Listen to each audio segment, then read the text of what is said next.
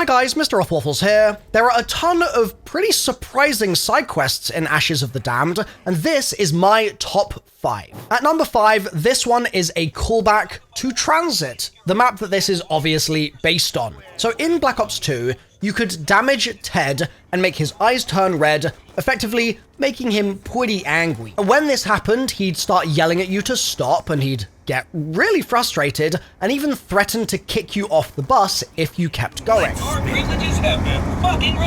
If you ignored all his warnings and you kept going here, he'd actually go ahead and do it. He'd remove your ability to ride the bus until he came back around the map, which was a pretty massive consequence in Transit. And when we saw that there was no bus in Black Ops 7 in Ashes, everyone was like, oh, okay, well, we're just not going to have that Ted Easter egg back again. That's all good. That's fine. But it turns out that actually you can shoot Ted once he's been installed into Tessie, and that will make his eyes red, and you guessed it, it will make him very angry.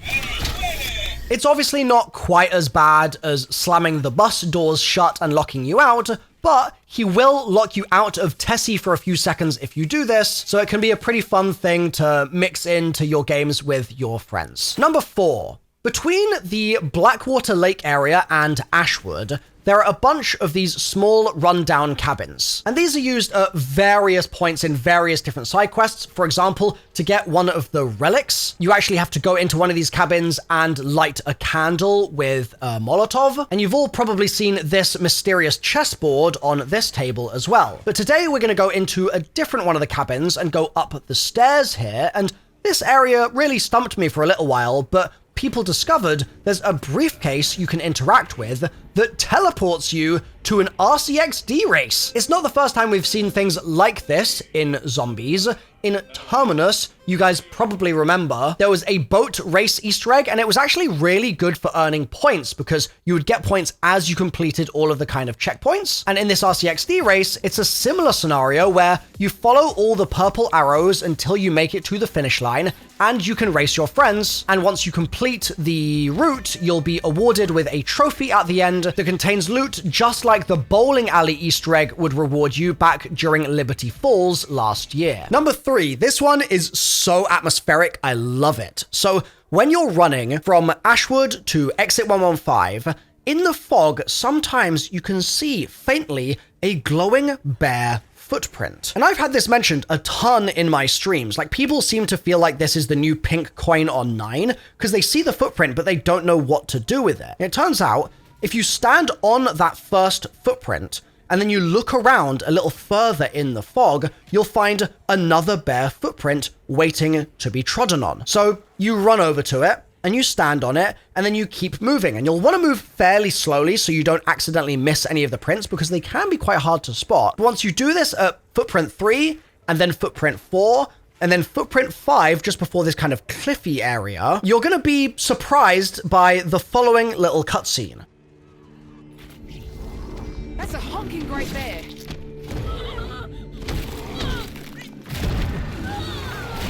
As you can see, this then spawns you in to a closed area of the woods with nothing but your melee weapon in your hand. Your perks disappear off the HUD, and what do you know? There is a unique named bear in front of you, and this name does actually change. There's multiple bear names, but still, it's a named bear, and all you're armed with to deal with it is that knife. So you are now in a bear 1v1, and it's not just a regular bear, right? Because it's a named bear, it's got even more health than normal bears do. The arena is really cool. It's really foggy. It's really atmospheric. Like I said, you're way out of the normal map. Like, if you pull up your map here, you'll see that you're way off to the side, and you actually have two options as you do this little 1v1 bear encounter. You can either choose to try to knife the bear to death, which is pretty ballsy if you do it, or you'll find that your weapons will appear in the middle of the arena, and you can go and pick those up, and then you can just use them to take the bear down as normal, despite the fact that it has a lot more health than a normal bear. So you work on that, you take the bear down, and then you'll unlock a chest, and that will give you things like high rarity weapons, pack-a-punch levels, perks, self-revives, and a whole load of more things as well, even wonder weapons. But the counterpoint to this is that if you do this at too low a round, you might actually get really bad drops. So it's actually quite a good idea to wait until you're decently far into your game. Maybe you're working on Pap Tier 3, for example, or maybe you've already got one gun to Pap Tier 3 and you're working on your second Pap Tier 3 weapon and you're trying to earn those points.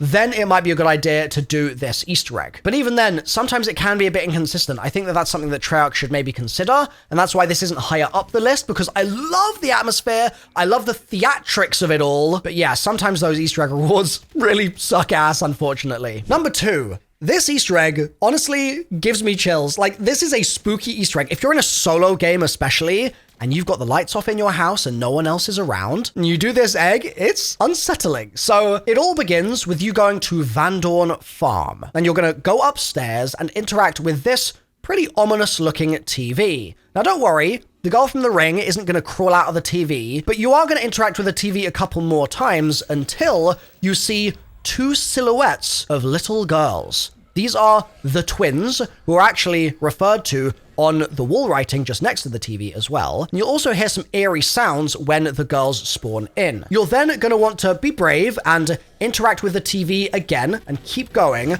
until it shows another image. But this time, there's only one girl. So if there's only one girl left in the TV now, does that mean the other one has escaped the television? Pretty spooky, right? So then you go underneath the farmhouse and you'll find the little girl, and she's actually playing tic-tac-toe on the ground just here, which is interesting because there's other intel in the map that also refers to tic-tac-toe as well. So clearly tic-tac-toe is an important theme in Ashes. Anyway, you're going to interact with the girl, and she'll disappear, thankfully. And you'll then run back up to the TV and interact with it again, and eventually you'll get to a point where a new image appears and there are no girls in the TV, which means again that they've escaped the TV and they're somewhere in the map. Turns out they will be dancing out in the yard by the silo just near the entrance to the farm, and when you run over to the girls, they disappear and they give you a free wisp tea. And if that was the end of this Easter egg,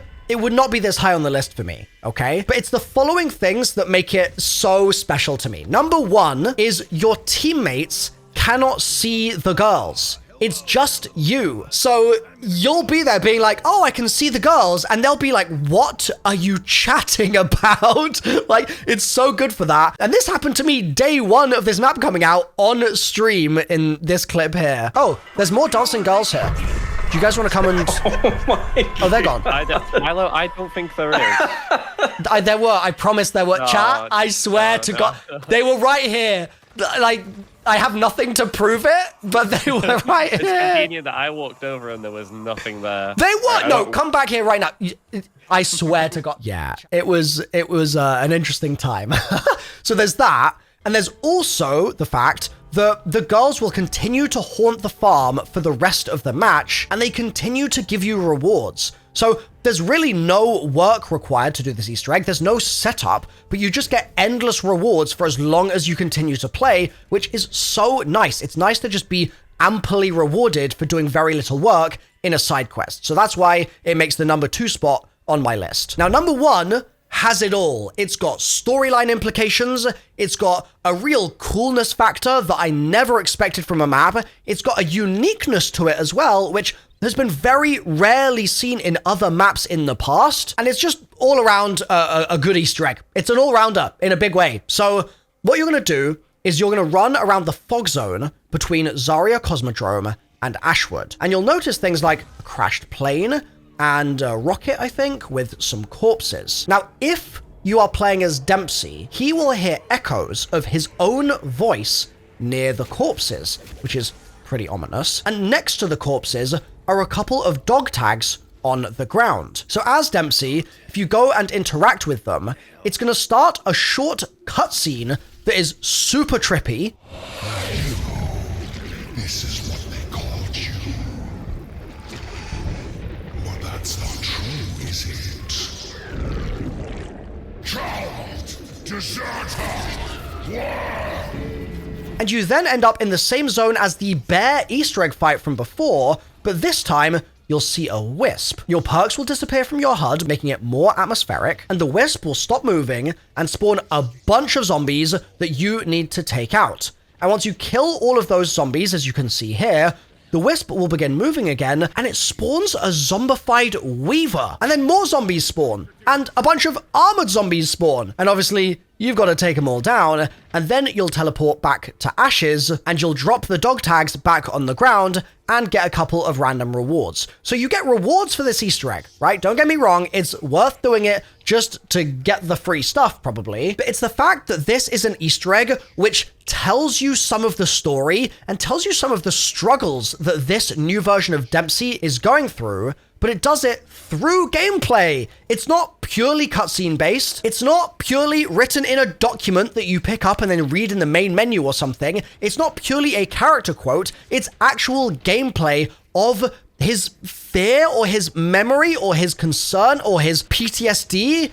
I mean, it's sort of all of the above in one, and for that reason, it really stands in a separate class to a lot of the other side quests in modern zombies, honestly, in my opinion, because so many of those are just a goofy thing that happens that doesn't mean anything, whereas this feels like they actually thought about the story of the side quest, which I love. I think that that's fantastic, and I hope we get more of that in zombies in the future. So that's my top 5 side quests on Ashes. But if you want to see all the side quests on Ashes in one big video, I've got that linked on the screen right now. And I've also linked a video that I made a little while ago about untold zombies facts leaked by Treyarch devs. There's some really interesting zombies history in here, and if you think that you're a zombies pro and you know everything there is to know about the origins of the game mode, this video will prove you wrong. So give that a click if you want some zombies trivia to show off to your friends, and I'll see you there. Bye for now.